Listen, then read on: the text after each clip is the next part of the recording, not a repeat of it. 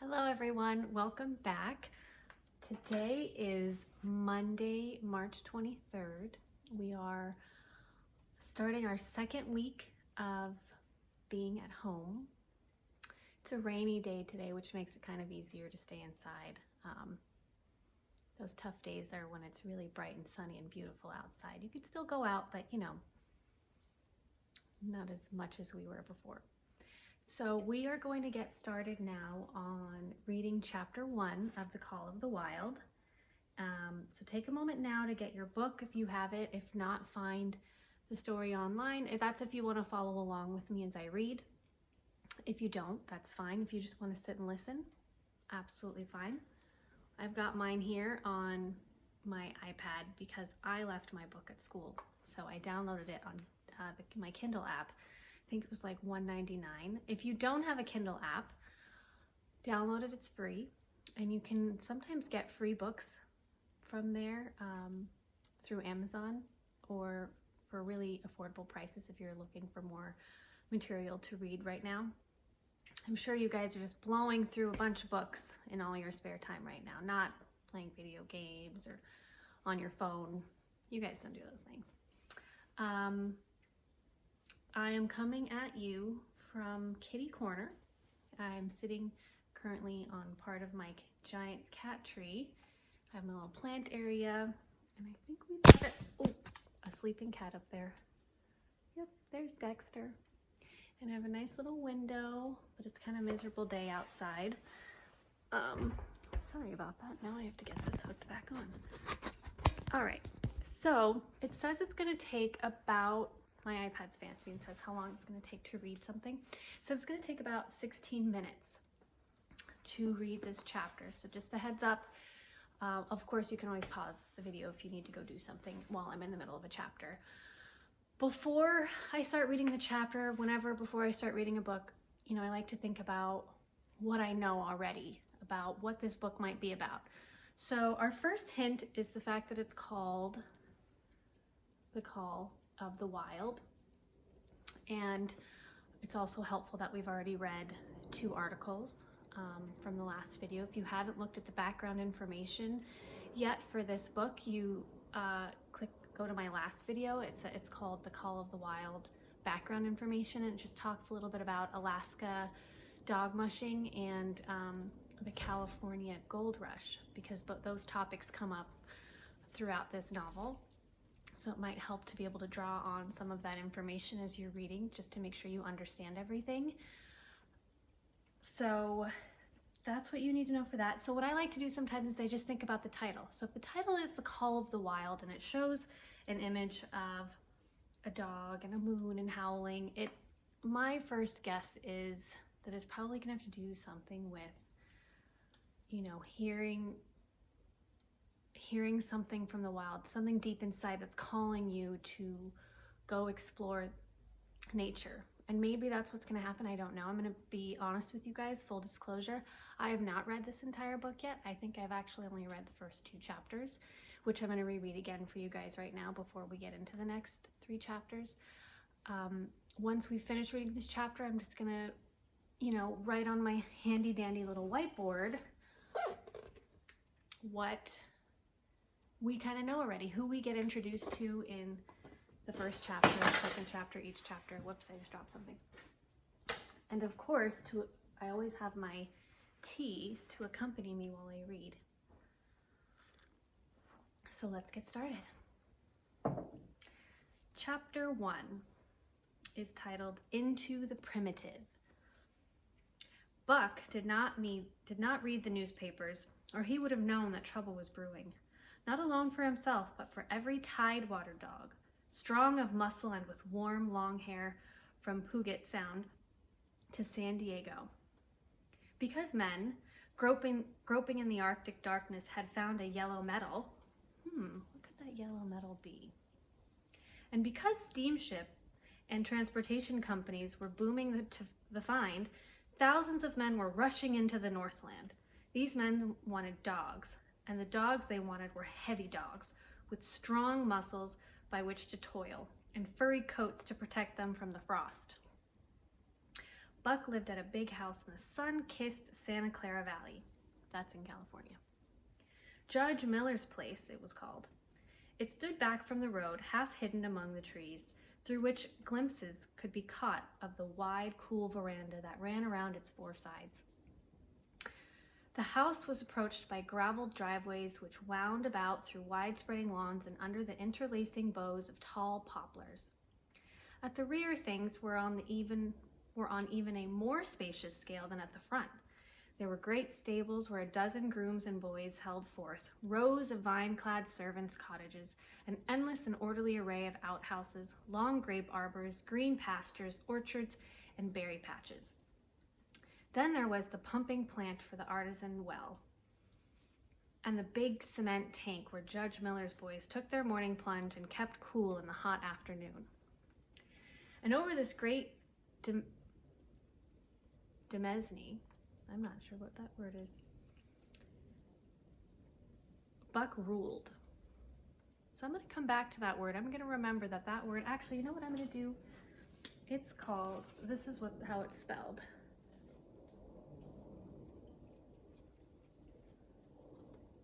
And this was on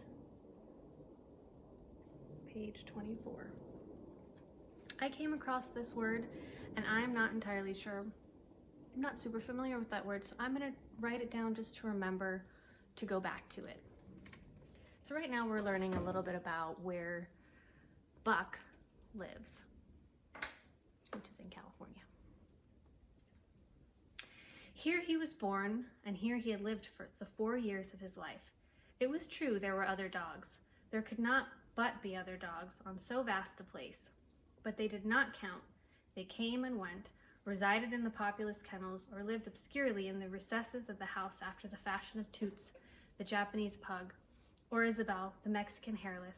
Strange creatures that rarely put nose out of doors or set foot to ground. So Buck is talking about other dogs that he thinks are a little weird because they don't like to go outside as much.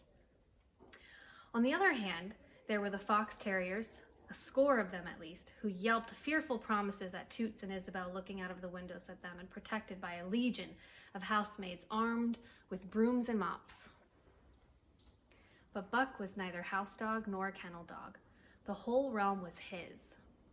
He plunged into the swimming tank or went hunting with the judge's sons. He escorted Molly and Alice, the judge's daughters, on long twilight or early morning rambles. On wintry nights, he lay at the judge's feet before the roaring library fire. He carried the judge's grandsons on his back or rolled them in the grass and guarded their footsteps through wild adventures down to the fountain in the stable yard, and even beyond, where the paddocks were and the berry patches. Among the terriers, he stalked imperiously, and Toots and Isabel he utterly ignored, for he was king over all creeping, crawling, flying things of Judge Miller's place, humans included. His father, Elmo, a huge St. Bernard, had been the judge's inseparable companion, and Buck bid fair to follow in that way of his father. He was not so large. He weighed only 140 pounds, for his mother, Shep, had been a Scotch shepherd dog. Nevertheless, 140 pounds, to which was added the dignity that come of good living and universal respect, enabled him to carry himself in right royal fashion. During the 4 years since his puppyhood, he had lived the life of a stated aristocrat. He had a fine pride in himself, was even a trifle egotistical, as country gentlemen sometimes become because of their insular situation. But he had saved himself by not becoming a mere pampered house dog. Hunting and kindred outdoor delights had kept down the fat and hardened his muscles, and to him, as to the cold tubbing races, the love of water had been a tonic and a health preserver. And this was the manner of dog Buck was in the fall of 1897, when the Klondike strike dragged men from all the world into the frozen north. So what they mean by that is, so first we know that this book is now taking place currently around 1897 in California. That's where we're at right now.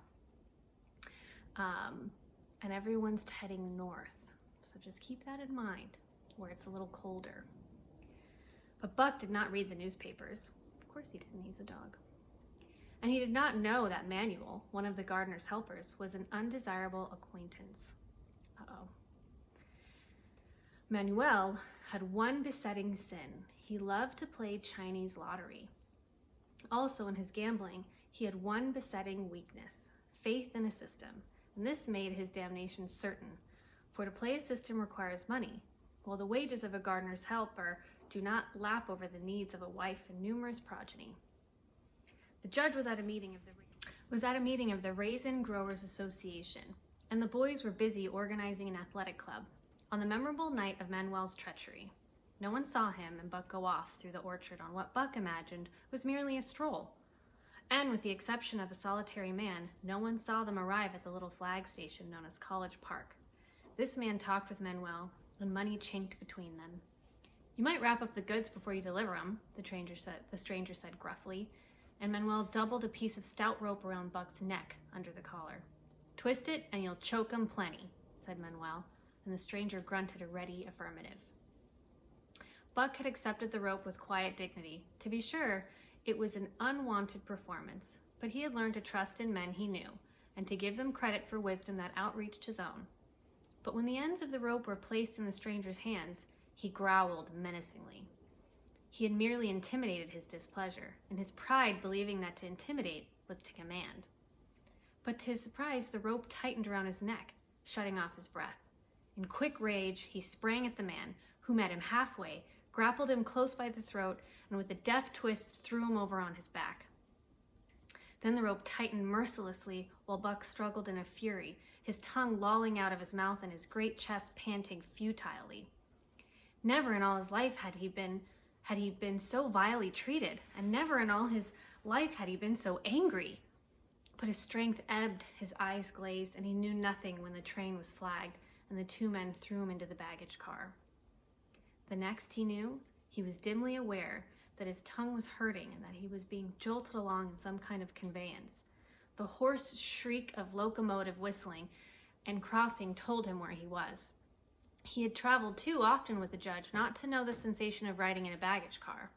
He opened his eyes, and into them came the unbridled anger of a kidnapped king. The man sprang for his throat, but Buck was too quick for him. His jaws closed on the hand, nor did they relax till his senses were choked out of him once more. "Yep, has fits," the man said, hiding his mangled hand from the bagaman, who had been attracted by the sounds of struggle. "I'm taking him up to the boss to Frisco. A crack dog doctor there thinks that he can cure him." Concerning that night's ride, the man spoke most eloquently for himself in the little shed back of a saloon on the San Francisco waterfront. "All I get is 50 for it," he grumbled, "and I wouldn't do it over for 1,000 cold cash." His hand was wrapped in a bloody handkerchief, and the right trouser leg was ripped from knee to ankle. "How much did the other mug get?" the saloon keeper demanded. 100, was the reply. "Wouldn't take a solace, so help me." "That makes 150, the saloon keeper calculated, "and he's worth it, or I'm a squarehead." The kidnapper undid the bloody wrappings and looked at his lacerated hand. "If I don't get the hydrophoby, it'll be because you was born to hang," laughed the saloon keeper. "Here, lend me a hand before you pull your freight," he added. Dazed, suffering intolerable pain from throat and tongue, with the life half throttled out of him, Buck attempted to face his tormentors. But he was thrown down and choked repeatedly till they succeeded in filling the heavy brass collar from off his neck. Then the rope was removed, and he was flung into a cage-like crate. So, if you're not keeping up, right now Buck has been kidnapped. He's been taken from his home, his beautiful, rich life in California, and has been given to some pretty awful men, it sounds like, who are choking him over and over again. He's not being treated well. He doesn't know what's going on, and it sounds like he's in pain. And this part of the book is making me a little sad. There he lay for the remainder of the weary night, nursing his wrath and wounded pride. He could not understand what it all meant. What did they want with him, these strange men? Why were they keeping him pent up in his narrow crate? He did not know why, but he felt oppressed by the vague sense of impending calamity. Several times during the night he sprang to his feet when the shed door rattled open, expecting to see the judge, or the boys at least.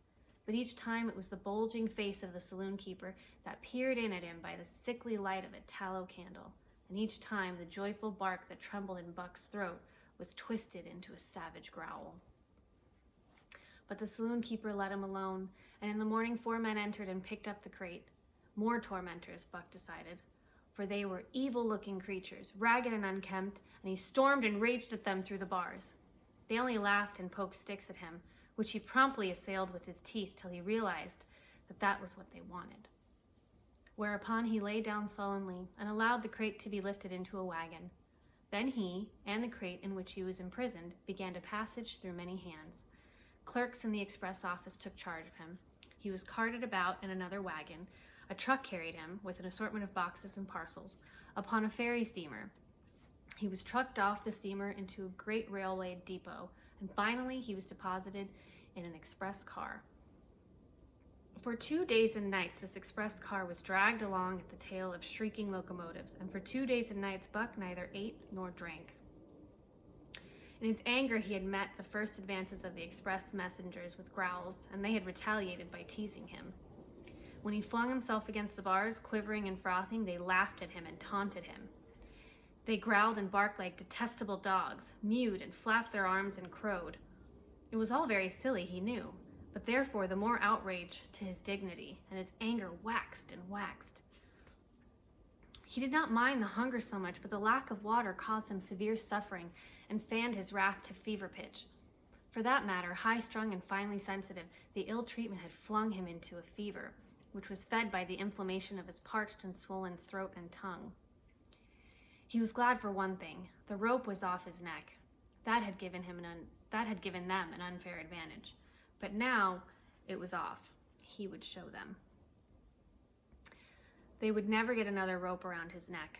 Upon that he was resolved. For 2 days and nights he neither ate nor drank, and during those 2 days and nights of torment he accumulated a fund of wrath that boded ill for whoever first fell foul of him. His eyes turned bloodshot, and he was metamorphosed into a raging fiend. So changed was he that the judge himself would not have recognized him, and the express messengers breathed with relief when they bundled him off the train at Seattle. 4 men gingerly carried the crate from the wagon into a small, high-walled backyard. A stout man with a red sweater that sagged generously at the neck came out and signed the book for the driver. That was the man, Buck divined, the next tormentor, and he hurled himself savagely against the bars. The man smiled grimly and brought a hatchet and a club. "You ain't going to take him out now?" the driver asked. "Sure," the man replied, driving the hatchet into the crate for a pry. There was an instantaneous scattering of the 4 men who had carried it in, and from safe perches on top the wall, they prepared to watch the performance. Buck rushed at the splintering wood, sinking his teeth into it, surging and wrestling with it. Wherever the hatchet fell on the outside, he was there on the inside, snarling and growling, as furiously anxious to get out as the man in the red sweater was calmly intent on getting him out. "Now, you red-eyed devil," he said, when he had made an opening insufficient for the passage of Buck's body. At the same time, he dropped the hatchet and shifted the club to his right hand. And Buck was truly a red-eyed devil, as he drew himself together for the spring, hair bristling, mouth foaming, a mad glitter in his bloodshot eyes. Straight at the man he launched his 140 pounds of fury, surcharged with the pent passion of 2 days and nights. In midair, just as his jaws were about to close on the man, he received a shock that checked his body and brought his teeth together with an agonizing clip. He whirled over, fetching the ground on his back and side. He had never been struck by a club in his life and did not understand. With a snarl that was part bark and more scream, he was again on his feet and launched into the air. And again the shock came, and he was brought crushingly to the ground. This time he was aware that it was the club, but his madness knew no caution. 12 times he charged, and as often as the club broke the charge and smashed him down. After a particularly fierce blow, he crawled to his feet, too dazed to rush.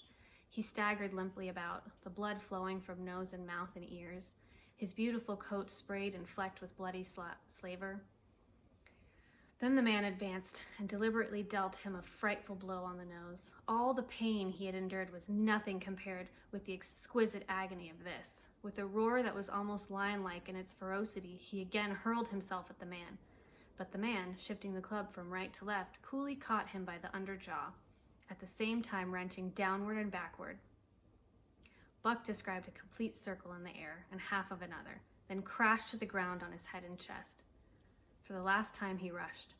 The man struck the shrewd blow he had purposely withheld for so long, and Buck crumpled up and went down, knocked utterly senseless.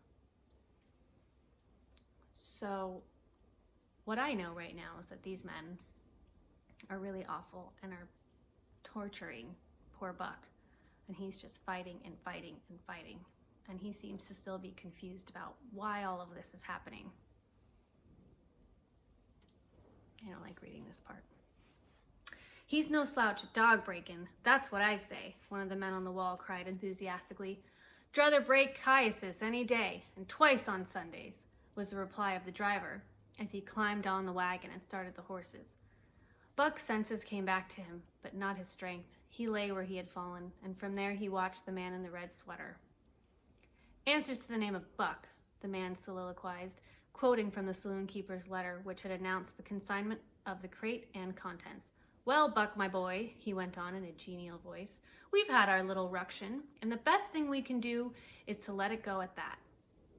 You've learned your place, and I know mine. Be a good dog, and all'll go well, and the goose hang high. Be a bad dog, and I'll whale the stuffin' out of you. Understand?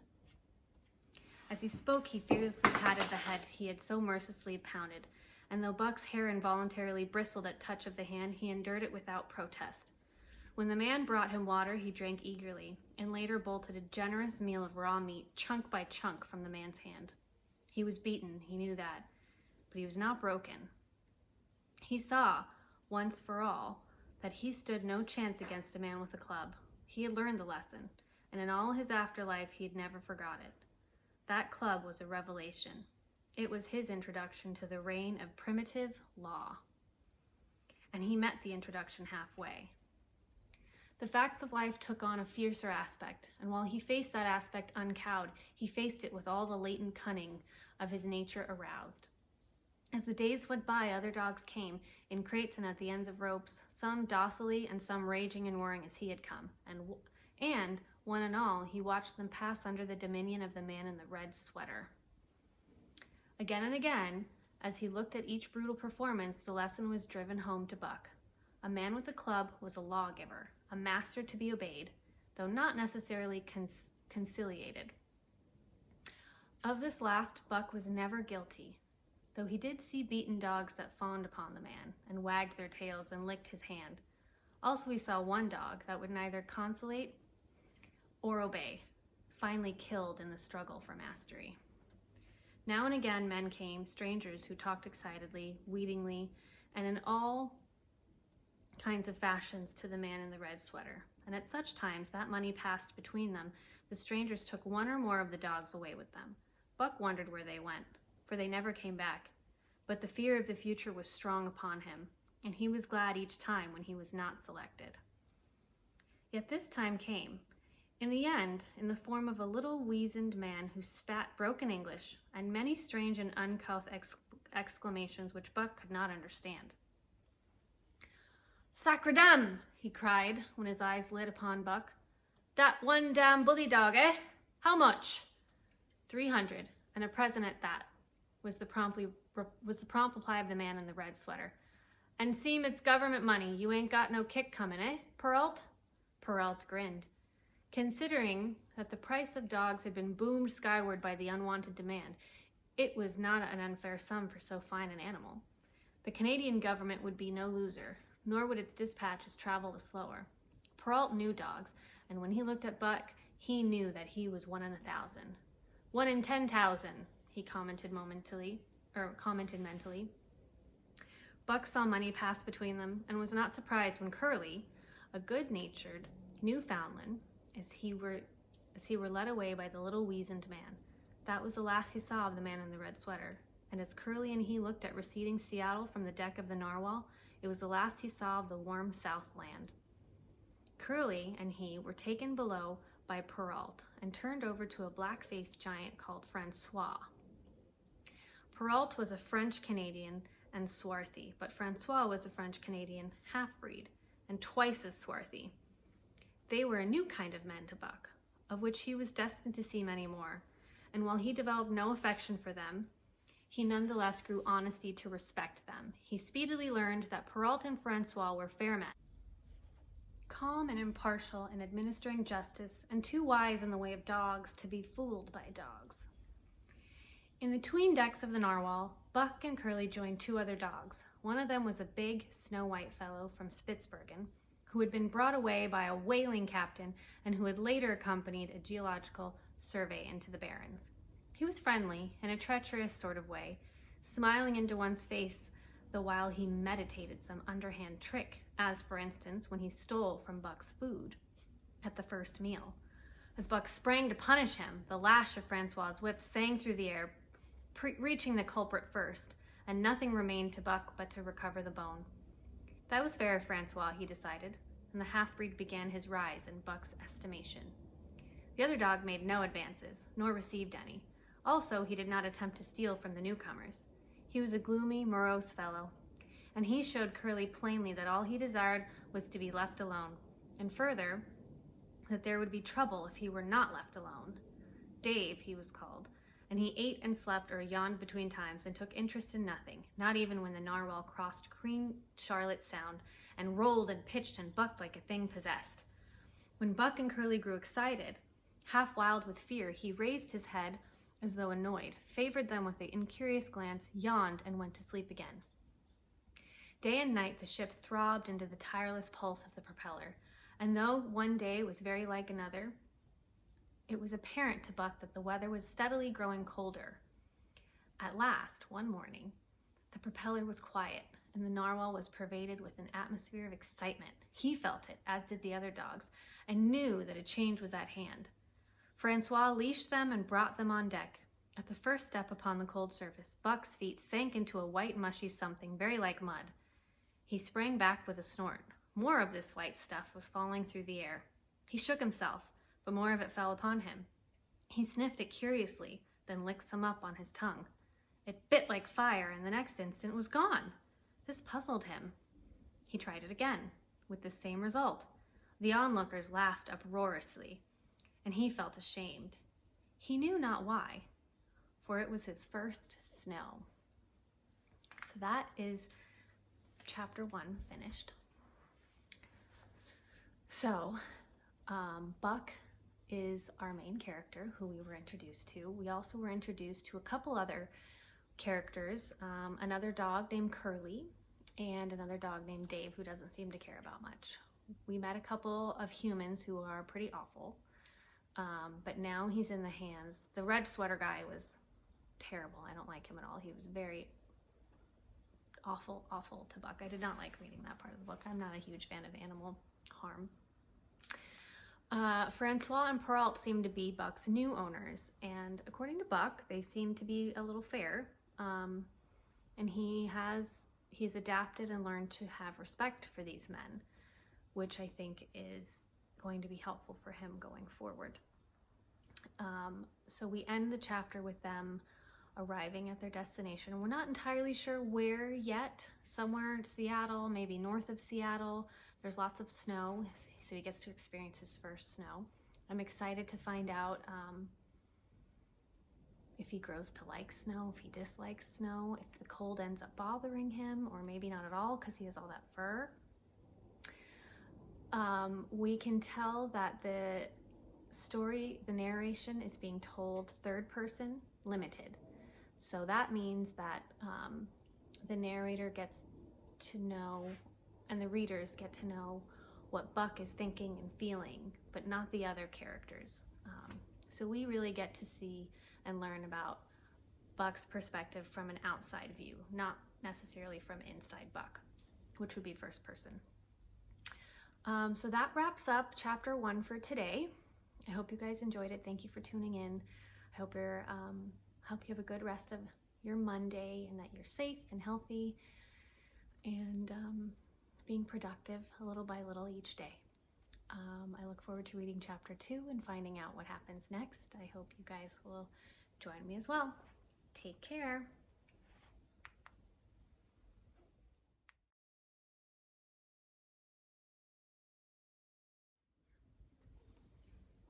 I don't feel safe. I think he's gonna start attacking me. Look at him. Uh-oh. What are you doing? No, stop it. Stop it.